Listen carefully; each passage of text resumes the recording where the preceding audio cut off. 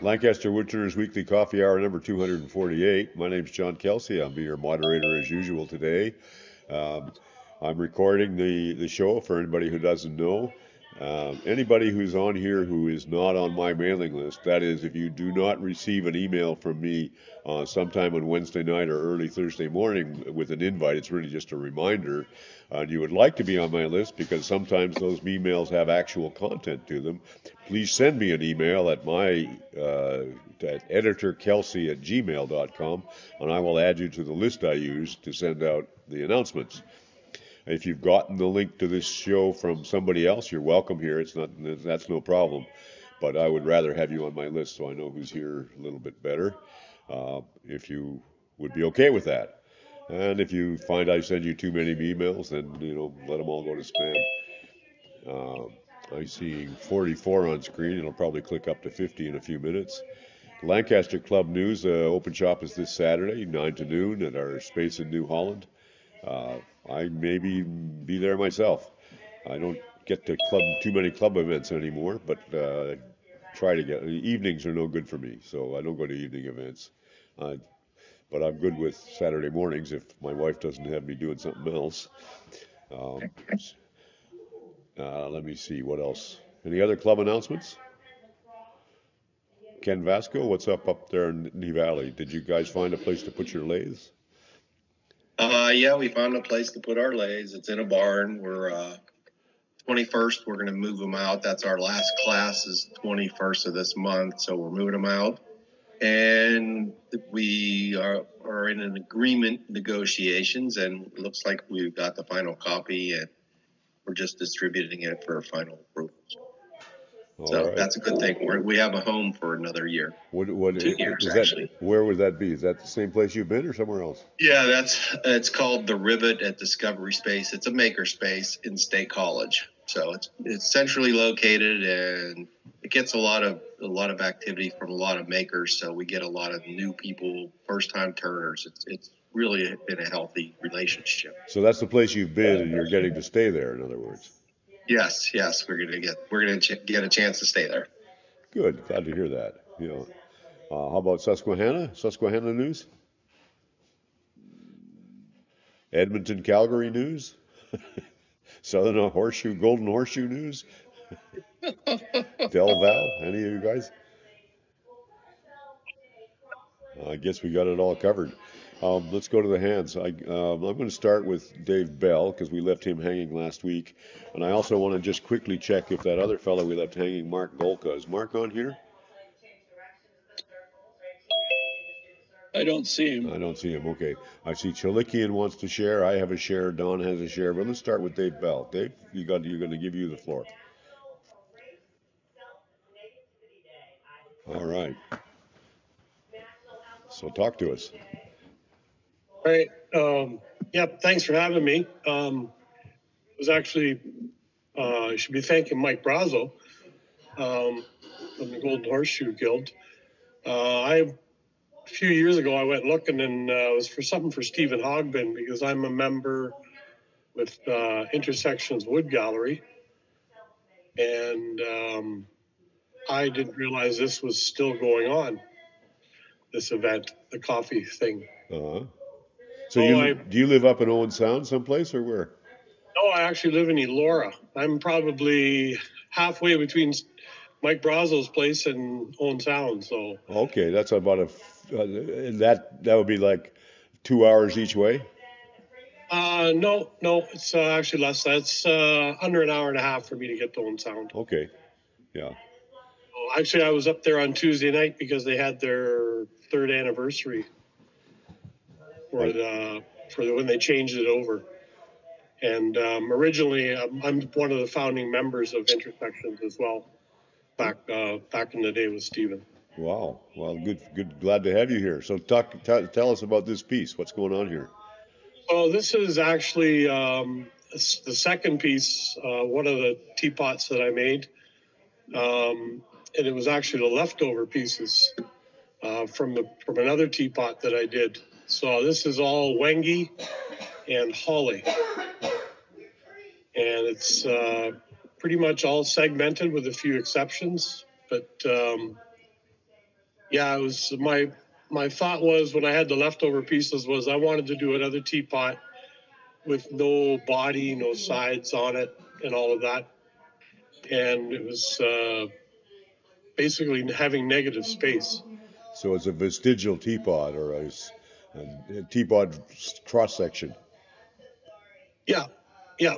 So it was quite the interesting piece to make. The body itself for the outline of the teapot was fairly simple in segmenting, but it was all the attributes of the spout, the lid, the handle, and the base that were a lot of work. Why? What was so hard about them? More so fitting each of them to the body. I'd come up with a way to fit them. And then my previous teapot, I discovered that if I kept the outside of it flat, it's round, but it's flat surface.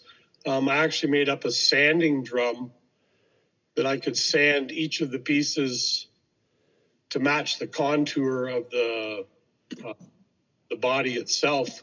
So I made the sanding drum exactly the same diameter as the body of the teapot. And once I discovered that I had to actually form that contour before I could actually turn any of the other attributes. We're talking about where you joined it here, is that right? Yeah, where you join it to the body. So It has to have that curve, the radius. We'll for argument's sake, it's 6 inches. So there's a 6-inch diameter or a 3-inch radius. So that's a compound curve. It's not just you can't get that off a straight cylinder. No. So basically just wrap sandpaper around, I made a wooden drum, we'll say, and glued the sandpaper to it and took into account for the thickness of the sandpaper as well, so that when I did the sanding, the contour matched exactly. Wow. And then after that, I had to drill a hole in the piece to be able to hold it in basically jam chucked all of the pieces to turn them with that contoured surface being jammed up against the chuck itself. So it was different. I didn't think it was going to work. I thought it was going to break, but they didn't break. So I was quite pleased with that. So are you exhibiting this piece somewhere? This piece is not on exhibit. If you'd like to see the piece that I'm exhibiting, I can actually show you that piece if I can get to it.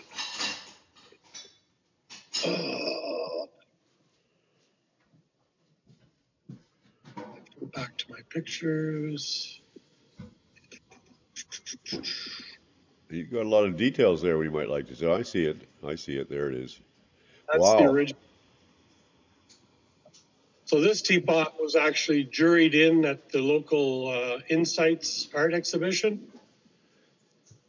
And it made the jury selection. So it's currently on display till the end of May with all the other artists that have their works in as well. I'm the only woodturner that's in the exhibition. Is the body of that hollow or solid? That is hollow. I get to... So it's like a canteen, really? It looks like a canteen, yes. Yes, it does. So if I go back out here... See, you're working with the same kind of drum shapes, rim and central field drum shapes, and I'm working with little pillboxes. Yeah, so there's a picture of it there without the sidewalls put on it. Huh. Right, so it's basically just, you create a tenon for it to fit into, or a mortise, whatever, dado. That's an easier curve to handle there, too. You can do that with a drum. Yeah, so I don't know if I had a picture of the sanding drum or not. I don't think I did. When I said it was hard to turn, there's a picture there, the curved surface up against the chuck. Huh. Right? I didn't know if that was... There's actually a 1/4-inch diameter metal rod in the chuck. And then you just bring the tailstock up against it to secure it to turn it. And then that bricklay stuff, there's a piece of veneer in there between all the bricks too, isn't it?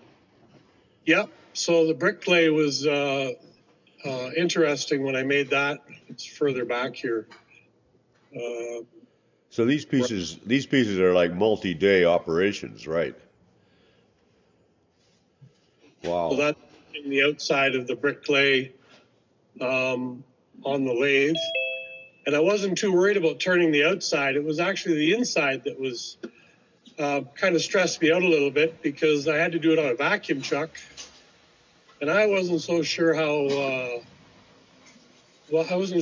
sure how that was going to work. And if I can actually go over here. Great pictures. Love seeing these. Yeah. So this here.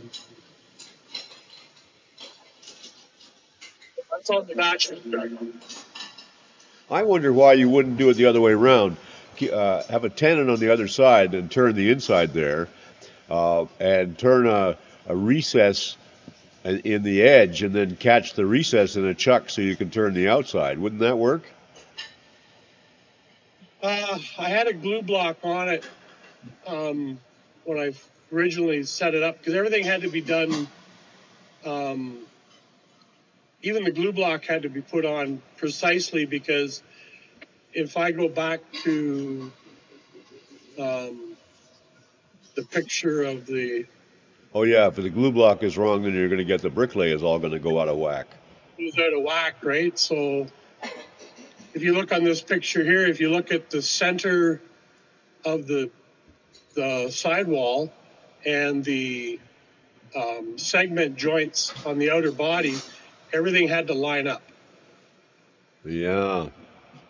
Right? And even if you look at the veneer running up and down, the vertical veneer had to line up with the segments on the body of the teapot as well on the outer segment. So you already set yourself a very difficult problem in making this. Did you realize at the start how tricky this was going to be? Not really. So it's find your way as you go. Yeah, and it's, everybody says, boy, that must have been some drawing. In actual fact, the drawing that I only have one, was a Post-it note, a 3x3 Post-it note of the bricklay pattern design that I wanted. And after that, it was just everything I did off the top of my head. So how long have you been turning, David? I'm 61, and my grandfather bought me a lathe when I was 10. So what have you done for a living? I am a retired millwright, a welder, and a certified non-destructive testing technician. And I worked for Ontario Power Generation in the nuclear industry. Wow. All right. Nuclear industry pretty much my entire life. So. Are you near Chalk River? No, I'm just west of Guelph, Ontario. Oh, okay. Yeah. Yeah, I worked for Babcock and Wilcox when I first started working, and I was building steam generators for the Darlington nuclear power plant. And ironically, I ended up going into Ontario Power Generation as a non-destructive testing technician, testing the very tubes that I was installing in steam generators at Babcock's. I ended up later working for nuclear waste management up at the Bruce site up on Lake Huron. Now, Doug Resor, who's on this call, is originally from the Guelph area, I believe, as well. He lives in Lancaster now, so there you go. Actually, I'm from Toronto. The guys from Guelph wouldn't want me to say that I was from Guelph. Well, you are from Guelph, aren't you? Isn't that where your family's from? No. I lived in Toronto and Kingston, John. I went to Queen's University over there, so. I thought you were. Guelph is. Thanks for the compliment, though. You got some more you want to show us, Dave? No, those are basically. I've done other teapots, but these were the latest two creations, and I was pretty happy with this current teapot here, the one that got juried into the exhibit. But after I made the second teapot, The one I originally showed. The ghost, yeah. Yeah, and it was, there was a picture I took, where is it here? This one. So that was the body of the second teapot, and people were asking about it. And I had mentioned that I was going to do this teapot with negative space, and I quickly learned that there was a lot of people didn't understand what negative space was. But as soon as I posted the finished teapot, I was getting comments, basically people stating that, okay, I get it, right? Like, and I knew exactly what they were talking about. It was the body of the teapot basically not being there, wide open, right? And interestingly enough, this teapot, I think, was probably, I don't want to say more liked, but people really connected with this teapot versus the other one. That would have been the negative space. But this teapot has now driven a whole bunch of other ideas. I'm actually working with a glass person here in town. I'm trying to come up with some ideas for putting glass on the inside, give it the effect of water with textured glass. So, and I've also I have a metal spinning lathe as well. And I actually want to spin up some sidewalls, maybe aluminum, definitely copper, and try using copper to fit on the sidewalls. And the nice thing about that is I can texture the copper or the aluminum as well. We'll look forward to seeing those in a future slideshow. Yeah. By the way, your other one, your first one, looks like it's a wind-up teapot. It does. It looks does like a wind-up key. And this one looks like it's for decaf, as somebody up here posted. Hey, by the way, pedestrian question: what finish are you using on the wood? So this might come as a bit of a surprise, but shellac and then paste wax. That'll do it. Yeah. It's so nice because basically you can finish all the attributes very quickly within a day, and then assembly took longer than finishing. Yeah. Yeah, and you're not putting any hot water in it, so it'll be okay. Yeah. Yeah. I get people asking me all the time, is like, can I actually put tea in this? It's like, you can't, but not this particular teapot, but the other one you could, because it actually has a hole, goes right through the spout into the body. Hey, John, I have a question now that we're talking about liquid in a teapot. My granddaughter asked me to make her some mugs, wooden mugs, for an Easter gift to her parents and her grandmother. She wants to drink out of them. What would you guys put them? I seal them with Mahoney's, and I'm going to put tung oil in the inside, and I think she should be able to drink out of them, right? I would use water locks. Water locks, really? Yeah, I have, and I bet you Osmo would work. I haven't tried it though. I did a mug with Osmo that worked okay, but I didn't really test it all that hard. Well, that was going to be my question today, and so I snuck it in here since it seemed to be it. Well, use Osmo because it's certified food safe for direct food contact, so I'll try Osmo. I'm more concerned about the moisture aspect of it. The tung oil I would use is food safe. It's half and half from milk paint, but yeah. Well, if you put on 4 or 5, wipe on and wipe off 4 or 5 coats of Osmo, it'll make a build that's basically like water locks or a varnish, and it's very tough once it's set, but it will not fully set for a week or more. Yeah, I have a question for David. You took a lot of pictures in process, and I'm just wondering how much all those in process pictures slowed you down when you were making the piece, or did it help you think about it a little bit? I have found that by doing in process pictures, I actually get to stop doing what I'm doing. I get to spend a bit of time thinking about, what's next, how I'm going to do the next step. There was a lot of things that the pictures benefited from. And the pictures also give you a visualization of what you've got.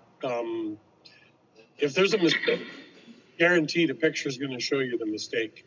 Yeah, Something I'm with you on that. I take a lot of pictures as I go that you guys never see that really help me see. Oh, that's where that went wrong. Yeah, and the first teapot, the teapot with the sidewalls with the brick wall in it. I actually was posting, I wouldn't say every day, but almost every other day, different things that I was doing. So everybody got to see right from gluing the brick wall up, right to the finished product.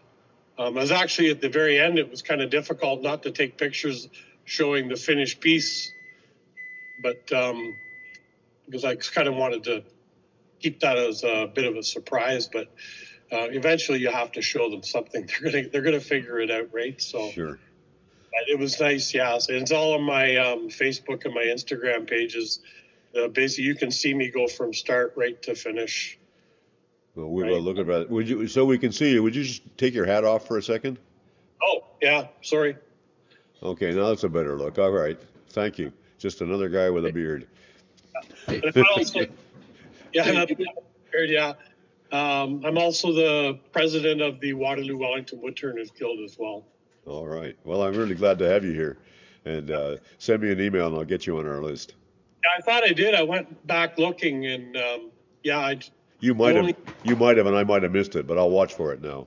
It was just your name at gmail.com, I think was the email I had. That won't go to me. It needs you got to go. Editor Kelsey will get to me. Editor Kelsey at gmail.com? Yeah.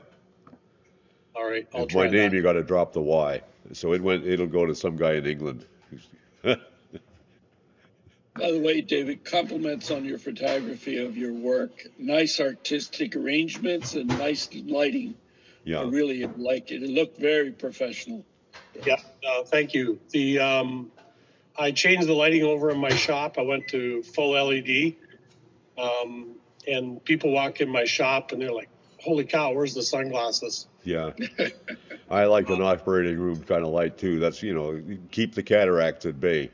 Yeah, I always used to criticize my father. Hold that light, get it closer, and I get it now. I went and bought a whole bunch of work lights that are an LED panel about this big. They got about 60 or 80 LEDs in them. I've got 6 or 7 of them in the shop. Anywhere I'm going to be, there's one of them. Yeah, they're about $50 each, and it was a really good investment. I get a very bright light on anything I need to really actually see. Kind of funny after I get all the lighting and that done in the shop, and then when I sit here on the computer in the shop, the lighting is so poor, right? And everything else around me is well lit, right? So I got to figure out something to get some lighting. Yeah, Okay, I'm going to move along to Mike Golka. We left Mike hanging last week as well. I'm going to spotlight you, Mike. What do you got? Okay, yeah, sorry I'm a little late to the party this morning. Been having some freezer problems. My chest freezer's starting to thaw, so I got a lot of food that I got to start dealing with pretty soon, I think. Where do you live? I'm just north of Edmonton, not too far from Jeff Hankinson. Okay, so another Alberta guy. Yeah, and unfortunately it's not cold enough just to put stuff outside anymore, so. Well, so please send me an email as well so I can get you on the list, on the email list. Okay. Yeah. No, I just thought this is some of the stuff that I do here. This is a large hold it closer to your platter. face. Hold it closer to your face, a little back from the camera. How's that? Yeah, we're not having a hard time getting a good look at that because of the lighting's behind it. Okay, just a minute here. I'll see if I can do pull something that shade about down, that. it'll be better. Or turn it towards this window. Go away. A little less glare now. Yeah, that's better. That's Yeah, better. Yeah. So is that carved? Yeah. So this is a combination of two of my passions is turning and CNCing. So this was done, I rough turned the platter and left the outer rim flat. Put it on my CNC, did a rough carving, poured the epoxy in, and then did a finished carve on top of it. So did you like detail the carving by hand after the CNC got done? Just sanding, little sanding. It's So done this- with a pretty fine tapered ball nose bit. That's So amazing. you get a lot of detail with that. That's amazing. Questions for Mike? How much time on the CNC with that, Mike? That's a good angle to hold it at. No, tip it back like that. Yeah, that now we can get ready to see it. Yeah, about a half an hour for the roughing, and probably an hour to do the finish pass after. So you mean you rough it, you let the CNC rough it and then change bits and it goes back and carves it again? Yeah, And and the reason I did that is I roughed it so I'd have a pocket for the epoxy to sit in. And then after the epoxy cured, then I went back in and did the finish pass. So the thing with that is you have to arrange some kind of jig or something to make sure you get your piece in exactly the same spot. Yeah. Or you can cheat and do what I do and never move it off the CNC and just rough it. I poured the epoxy, covered it so that you wouldn't get any dust or anything in it, and then centering it was not a problem because it never moved. Yeah, I would say that would be the issue, all right. Yeah. Yeah. Where did you get the three-dimensional design for the CNC? Did you create that yourself, or did you get that off someplace? The internet is full of these. You know, you can do a search for depending on what kind of software you're using. You can use STLs, anything like that, and sometimes I know some of the Vectric software, and it used to be called ArtCam. They got bought out by Autodesk, and now they're because Autodesk has Fusion 360, that program is pretty much defunct, but it was pretty much identical to all the Vectrics like V-Carve and Aspire and all of those. But did you have to make some sort of modification even once you got the design? I mean, you have to fit it to your plate and all that sort of thing. Yeah, but that's very easily done. Okay. Like with the STL files, or even if you a lot of these software programs, you can start off with a like a Vectric drawing, and then just extrude stuff, or with the STL, it's all very scalable. So I would venture to say that it's easily done by somebody who's familiar with CNC. Some of us are a little bit more ham-fisted when it comes to that. So. Yeah, well, but if you've done any kind of worked with any kind of graphics program, scaling is super easy. Once you know your dimensions of the piece you want to put it on, it's very easy to scale stuff to that. Well, it's a beautiful piece of work. How long have you been a woodturner? Probably going on 25 years. And are you all hooked in with all the Edmonton guys? Yeah. I'm part of the Edmonton Woodturners. Big meeting night tonight. I have a question, David. Is there any way to program in a little air so it looks like hand carved rather than machine carved? Yeah. Is there? You can, and that's just how you could go in and put little divots or whatever in, and Yep. You could have it pierce actually too, couldn't you? Sorry? You could pierce the rim. Yep. Actually, I have a couple of lasers too, and I've been toying with the idea of using those to do some piercing. I don't have the patience for that. I do have a dental drill, and I have done some by hand, but I just don't have the patience for the hours and hours that kind of stuff takes. Sorry. Well, very impressive work. Yeah. I think there's a lot of others who would not want to take all the time or wouldn't have the artistic skill to handle a tool like that. So. Yeah, it's pretty tedious. We have a couple guys, one in particular in our club that does quite a bit of piercing, and he spends hours and hours doing that. I don't have the patience for it, but I admire people who do. Yeah. Anyway, thanks very much, Mike. Good to have you.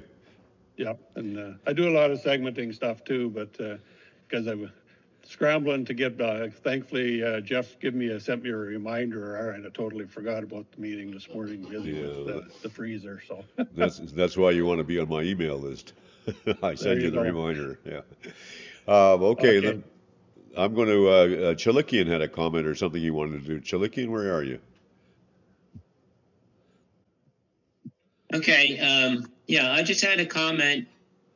I guess today's a bit of a share. Yeah. I found econoway.com, the abrasives, and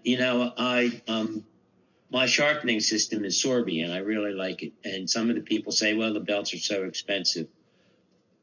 The cheapest I found was like $12 for a belt. This Econoway will make custom length belts. So I, sent away to them, and it cost $4.88 for a belt for the Sorby. Is it a good belt? It's a good belt. It's ceramic. They have zirconium, and that was like 50 cents less. So I went with the ceramic. Also, I bought a 12-inch pressure-sensitive sanding disc that I'll be making a 12-inch disc for the lathe. But that was less than $5 also. So that was a great find. And I think I had... I'll be waiting to hear how durable those belts are and how durable the disc is. Actually, they seem heavier duty than the ones that Sorby has. And is that somebody in the U.S. that's supplying those, or are they coming from overseas? No, I buy them. I think Rockler has them, and the Craft Supply has them. So you buy them through local suppliers. So anyway, it's a good place. I put in the chat. It's Econoway with an A, ECONA. Okay. So that's one thing, and then the other thing, if I'm talking about suppliers, I went to I'm in the just outside of Philadelphia in Montgomery County and close to Bucks County. There's a new wood supply, WTB Woodworking, that's in Huntington Valley, and they have a wide assortment of exotic woods and regular woods. And while they had a demo on some CNC type machines, so I was over there, and they have Fest tools, but the wood supply is really nice, so it's worth a visit. Nice people. I got a deal. This is sugar pine. That it was like they're kind of their cutoff length. So I bought a 2-inch board by I think it was 9 inches wide and 45 inches long for $10, like $2 a board foot. But anyway, I just turned this. This is I have it put my name on it yet, but it's textured. And so anyway, I'm thinking the that was outside, nice. you ought to show that upside down. The bottom is more interesting than the top. Yeah. Yeah, I looked at that, and I agree with you. The back is nicer, and I like the that shape there. Yeah. That might become, maybe I'll do something like that with a clock. Well, maybe you could put that same pattern on the inside, on the top, on the other surface. Yeah. Well, I've thought about that for texturing for platters, and then I have done that. And somebody said, well, that's a problem if you want to clean it, or use it for food and all that. A brush will take the guacamole right out of it. No worries. Yeah. Absolutely. John, yes. John, why don't you use that as a foot on a bigger bowl and then funnel it, cut through the bottom, and then just sit it on top and make it into those upside down makes a nice foot for a large bowl. And you already have a ring around it. You just cut to it and sit it on and glue it fast. And Jim is trying to emphasize how to creatively use a funnel, I might add. Yes, that's right. Yeah, I've made a few funnels. No, this would be an intentional one. You'd have to cut it precisely. So. I have to think about that. Anybody ever used a hook, I don't know what you call it, hook and what, for a 12-inch disc sander? I got to think about it last night because I normally run a 60 on there because I'm using my disc sander to really knock stuff back or flatten it up or whatever.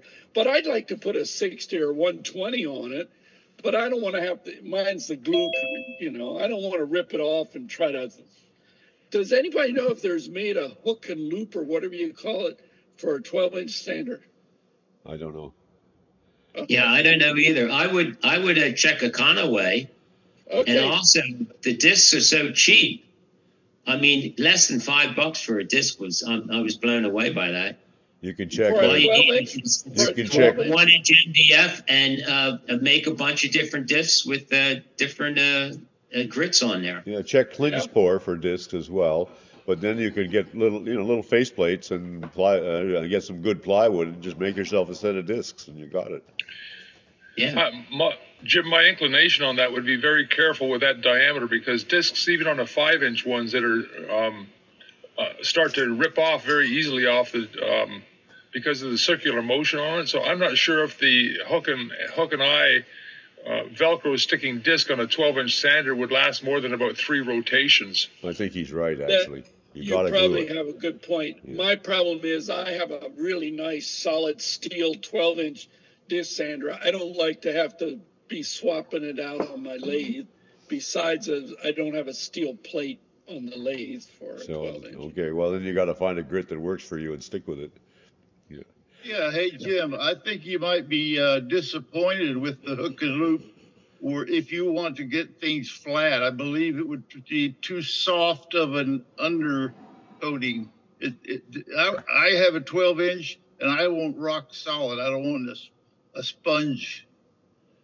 Yep, you're probably exactly right. I think that's right, yeah. Hey, John, when you use belts for sharpening on the Sorby, how long does a belt last? It lasts a long time. I use them, quite a while. I mean, months and months. And I compare it to, I look at the cost of a CBN wheel, and for the $300 that you might wind up paying, $300 to $400 for CBN wheels, I can buy a lot of belts for that. CBN wheels are under $200. They're not $300 and $400 anymore. Well, no, for 2 of them. Okay. Yeah. Yeah. I think the Sorby is a good system. It's a good alternative to the CBN. Yeah. Good choice. Yeah. No, I really like it. I like the flat plate. Yeah. I like the speed. Then I can dial in the exact angle, and I can the unit comes with the gouge jigs and everything. That it's all in one. Whereas like the other systems, you have to buy this and that, and it winds up costing as much or more. You're at the same place. I really like it, and I like the flat plate. You can do skews real nice, and I set the a flat, the angle, and I can hand grind. Like my detail gouges, I do them to I think it's 30 degrees, and I can hand grind it real nice, or I can use my jig for other things, and bing. Well, see, on the CBN, I have a CBN wheel that has a 1-inch flat on the side of the wheel, so I can do the very same thing there. So you can get to the same place with each system, and you're going to spend about the same bucks by the time you're done. Yeah. I just think that the Sorby, it's so quick to set your angle. Yeah. And it's it's repeatable. That's the thing that initially, turned me on to it. Yeah, I think you're right about that. The repeatability is very nice on those. Yeah, and I think I have 4 6-inch grinding wheels, different machines, and 6 inches is too small, so I was going to have to spring for an 8-inch, and I thought, nah, I don't want to do that. I like what I have. I'm very happy with it, and it's very portable. I mean, I've done some classes up in Peter Valley, and I've taken that with me so that I can use my own sharpening system there. Good move. Yeah. Okay, I'm going to move along. We've got some more guys with hands, including me. I don't have my hand up, but I might withhold my stuff to get these other guys on. I'm going to go to Jerry Lindberg and then Don. Jerry, what do you like to show us today? Good morning. I just had I like Dennis Belcher's vases, so I made one. Nice piece. I think this is maple. And now, how'd you hold that on the lathe? How'd you hold How'd you get it? How'd you hold it on the lathe? How'd you get the second side done? Luckily, I have a vacuum chuck, so I didn't have to use glue blocks or anything like that. Well, it's a very nice piece. So it turned out pretty well. It is a hard form to turn, but I was happy with it. And when I was out walking the dog, I picked up some dry grass, and there we go. Very nice. Are you going to put a finish on that or leave it as raw wood? Oh, it's got Osmo top oil on it. Okay. My favorite finish. Yeah, I really like that. Yeah. Questions for... And, just to carry on with that conversation about the sandpaper, I did get a hook and loop 12-inch material from sandpaper.ca, it's called. And Doug was right. It is a little bit soft, but it works for what I want it to do, and I don't have any problem. I've been using it. I've got 80 grit paper on it, and I've been using it for a couple of years. I don't use it that often, but it works well enough for what I want it to do. Questions for Jerry? Thanks for that tip, Jerry. And thanks for the vase. You're welcome. Don Smith. Hello. Right. Over the last few weeks, I've been doing some restoration work. It's nothing in the style of Dave or Mike, but I thought I'd just show you what I've been doing. So I'm going to share screen. There's only a few photos. Good. Leave me a minute or two at the end, too.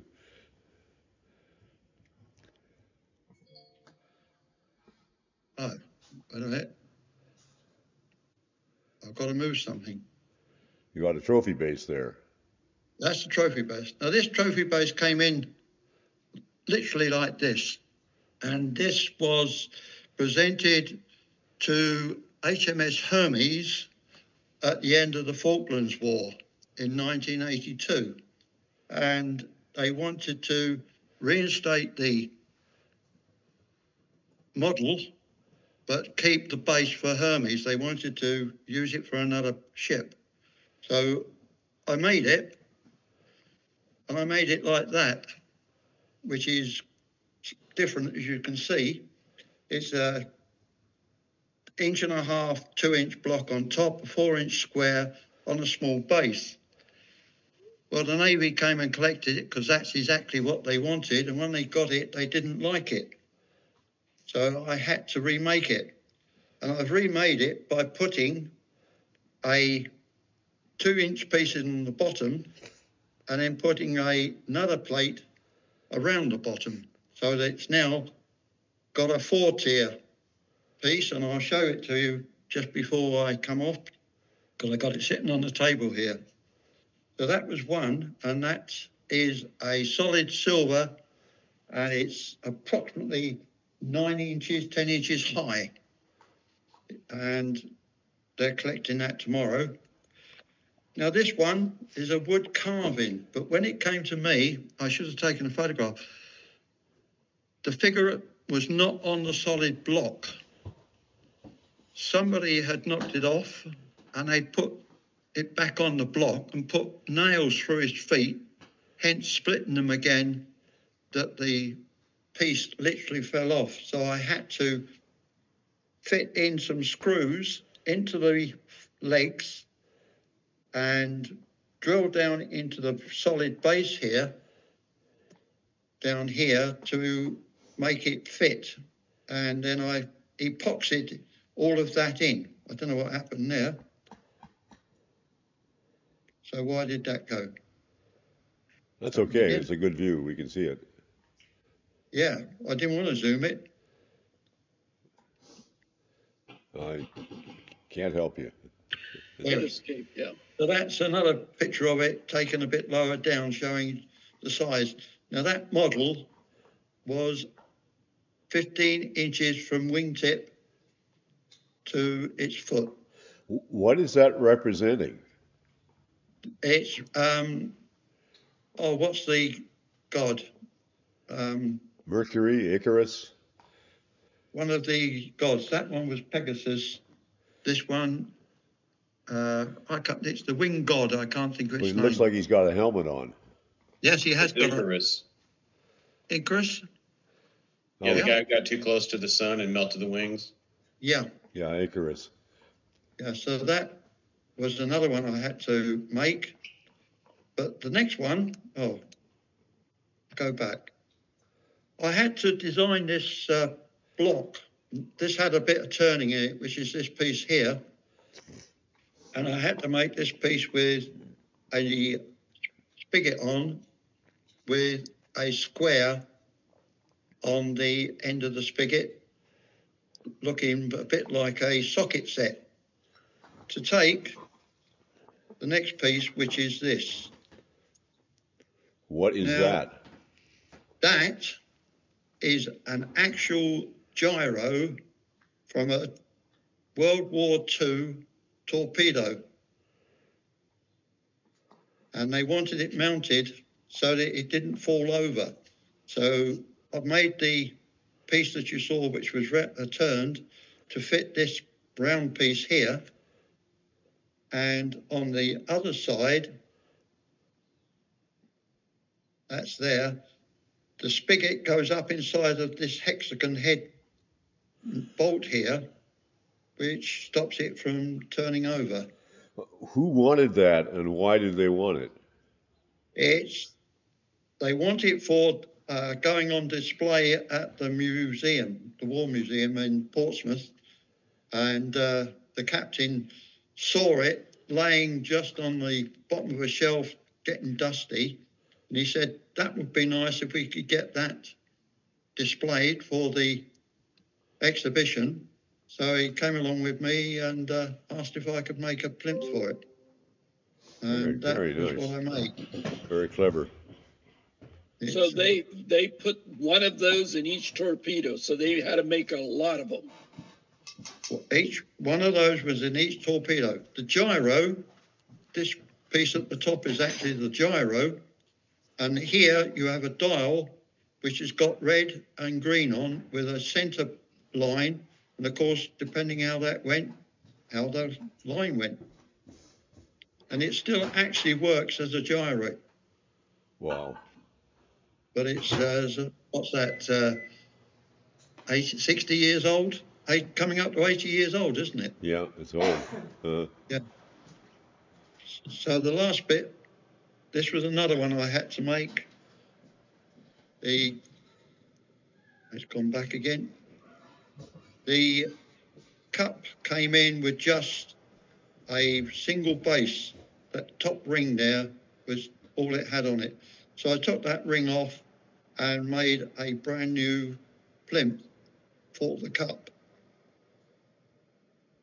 And that again is for a naval ship. And then the last thing is, Bert showed us his smokers a little while ago. And this is one that I made. And I've spoken to Bert today, and I'll find out why it hasn't smoked. So I've got to alter that. This is for smoking whiskey or something, isn't it? That's the whiskey smoker, yeah. Yeah. Nice What I've done is I've made this body too big. Uh-huh. The consequence is the cage that goes inside's not coming down here low enough. So therefore, the smoke's not being pushed down or drawn out. I've got to reduce that size by about half. Well, we'll like to see it when you get it reduced, see what it looks like then. Yeah, I'll do that. And I'll just come off of there, off the share, and I'll get the actual trophy to show you.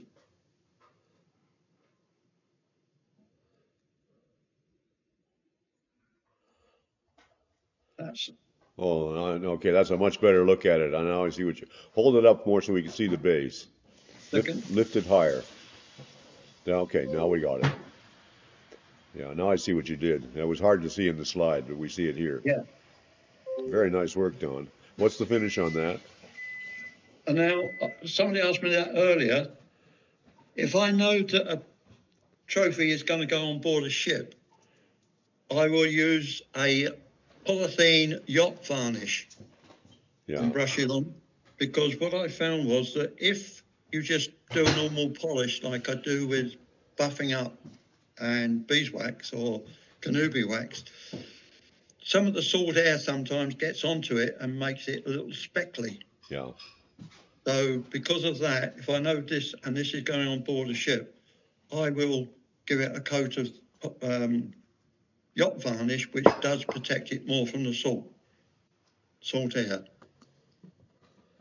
Nice work, Don. Thank you very much.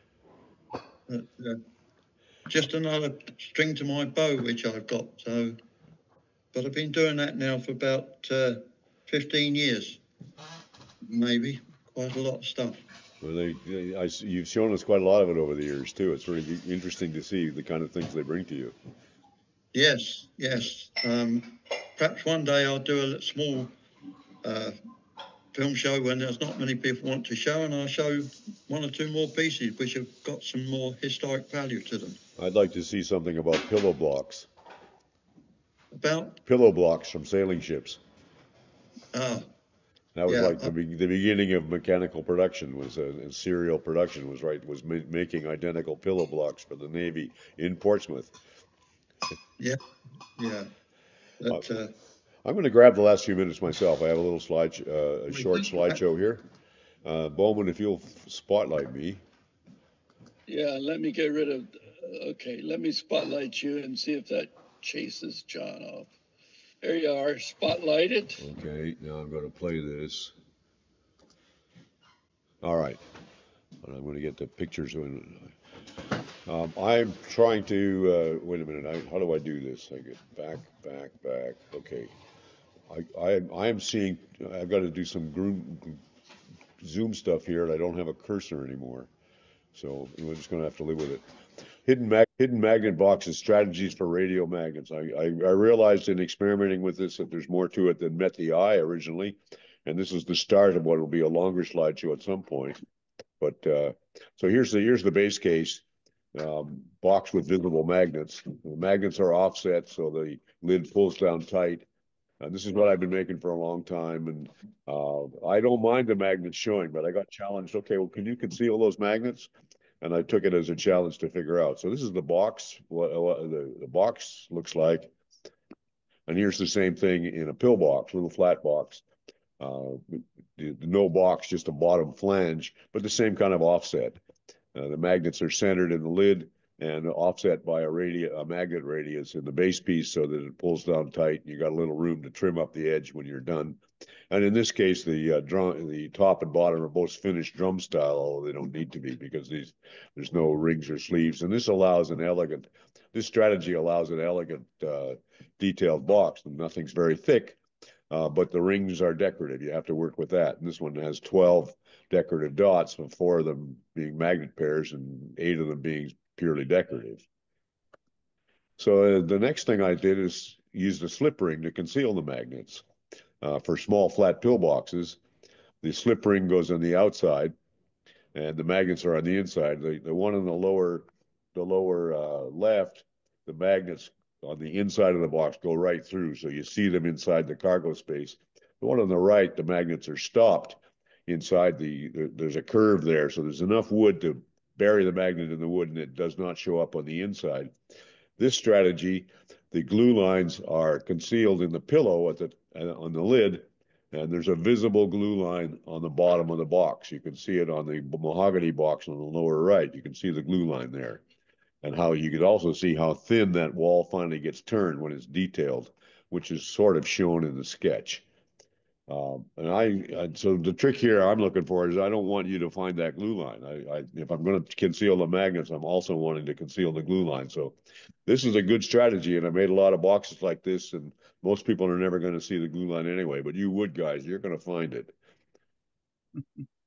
Another strategy is to put the magnet ring inside the box lid, but this is difficult to make because the ring is quite fragile, and you wind up breaking the ring, and it turns into a bit of a mess. But if you can get this to work, the only place you're ever going to see the glue line is again at the bottom. It's hidden up inside the lid there. So that's not a bad strategy, but I have not successfully made any of I've got a couple of these that are okay, but they're not what I like. Okay, so now this is flange, no flange. There's no flange on this one. So again, it's the same strategy. It's a little flat box. The wood ring slips down over the lid piece. So you can see the lid has no visible magnets on the outside. The glue line is concealed in the bead, but there's still a glue line on the bottom when you look at the base of the lid. And in this one, the magnets go right through. Here's another version of with a flange. The flange is on the box. You see the flange there. Now the ring sits down tight on the flange, conceals the magnet. The glue line is inside, is hidden in both cases inside a bead, so you don't see it. So this is a pretty good strategy. And I don't like this box. It's got too many beads, but the strategy is good for the way the ring works and the way the magnet gets concealed. So I'm kind of happy with that as a strategy. What wood is that, John? This is Osage. Okay, I thought. Okay. Yeah. I don't like this box. I just put it just as an illustration here. I'm going to make some more boxes using this strategy. This is a good working strategy. Here's another way that a flange on the top, the other way, the slip ring goes up against the flange, and this way you get a lid that's you don't have to make the drum shape. The glue line is in the bead in the sidewall, and this works pretty good. And the magnets, as you can see on the box base, are again buried in the walls. In the inside cargo space, no magnet. So this is a pretty good strategy, and I'm going to work with this some more. This is actually a better strategy for jars. In this, the jar on the left, which I'm really happy with, the ring is a flanged ring. So that gives it enough, vertical with a base flange. That gives the ring enough solidity to be able to work with it. You're much less likely to break it. But you still have to bore into that slender ring to set the magnets. But the magnets don't show on the outside. You can see the lid there. It's completely domed and on the side. And the glue line is in the bead, and the glue line is inside up against the lid. And the one on the right is even trickier. It's the same flange with a slip ring and an inset. So the inset sits down on the flanged piece. Now, it's a fairly complicated glue up. When I made it, I made the classic mistake. I glued up 3 pieces at once. Never glue 3 pieces at once. Glue one glue up at a time. Multiple glue ups is bound to not quite work. as Stephen Hogman taught me many years ago, and that's absolutely true. But I'm very happy with the little Spalton tamarind box over there on the left. And I'm going to do a lot more like that. That's my next thing, is to really investigate that. That's a really good way of hiding the magnets, making an elegant little box. Well, now I got to get the proportions right so I can get some really curvaceous shapes. And then the problem becomes the order of extraction from the blank, exactly how you do this. And these two sketches kind of show it. This is where I've gotten in my slideshow. I haven't gone a whole lot farther than this, but basically you start with the cylinder, you part off the lid. Now, if you're going to make a ring with if there's no flange involved, you part the lid off and then make the ring and part that off, and you're good to go. If you're going to make a ring with a flange, you do it the other way. You part the lid off, you make the flange, you fit the lid to the flange before you part it off. It's exactly where do you make the ring, where does it come from in the blank, and what's the order of events. It turns out to be a non-trivial problem, and that's what I've been working on. So that's me on it. So I'm going to try and escape here now. Yeah. Any quickie comments and questions before we end the show for the day?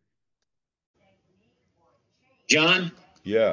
I wanted to add one thing. I was talking about that WTB woodworking in Montgomery County. Yeah.